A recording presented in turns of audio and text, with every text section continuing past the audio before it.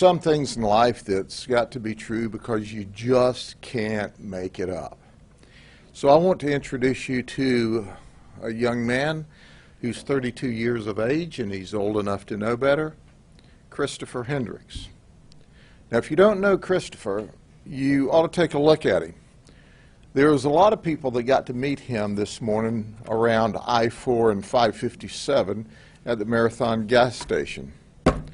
This is a picture of Christopher. It's a very nice picture in his state prison outfit. You see, he was sentenced to 10 years in state prison for aggravated battery, which was a plea down from attempted murder. He did his full sentence, which with gain time comes up to about almost 8 years, and was released.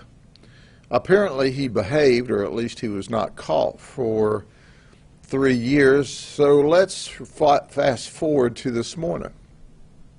This morning at 7:45, he is on Interstate 4, and he's involved in a hit-and-run crash. That's right.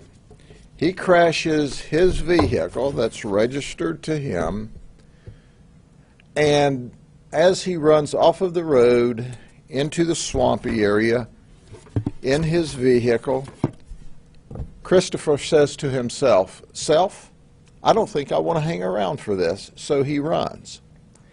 I don't know what he thought he was going to accomplish because the vehicle was registered to Christopher Hendricks. He's from Bellevue, Florida, which is in the area of Ocala. Well, now Christopher is on foot. He's fleeing on foot from this hit-and-run crash he's involved in that the Highway Patrol is working, and he runs up to the Marathon gas station on 557, which is just south of the interstate. And he's tried to steal this lady's vehicle, her gray Chevy Colorado pickup truck. Well, she didn't think much of that.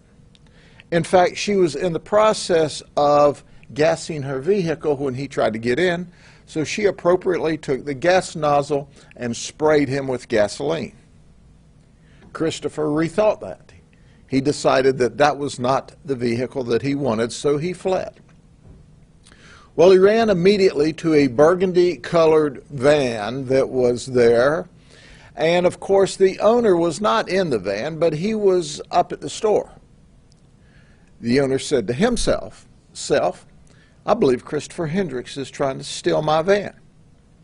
So the man, who has a concealed weapons permit, promptly pulled out his firearm and extracted Christopher from his vehicle at gunpoint. He would have been totally justified if he'd have shot Christopher, but he didn't want to do that, and Christopher complied and got out of the vehicle. So that's 2 vehicles that he tried to take. So Christopher decides that at this point in his excitement that he should probably flee from this particular location, because these folks from Polk County, Florida, were not in the mood to have their car stolen or jacked from them this morning. So what does he do? He starts and he runs down the side of the embankment, and he jumps onto the westbound traffic of the interstate. Well, there's a fellow driving a box truck. That fellow says to himself, "Self, I really don't want to run over Christopher Hendricks, who has just jumped into the westbound traffic of Interstate 4, and if that's not a suicidal move, I don't know what is." So he slams on brakes. He is rewarded with his efforts by being rear-ended by a semi. So now we have another crash. Well, Christopher sees that he's created another kerfuffle. So he flees and he runs to the other side of the westbound traffic, where a very nice person driving a green pickup truck has stopped to help. So he tries to get in that vehicle. Well, that fellow doesn't think too much about that as well, and he's got his doors locked so he can't get in there. Is Christopher deterred? No, he's not deterred. So he goes to the 4th vehicle. That is another Good Samaritan who stopped on the interstate to try to help in a red Chevy Equinox. He tried to get in that vehicle. That victim grabbed his keys out of his vehicle and he ran.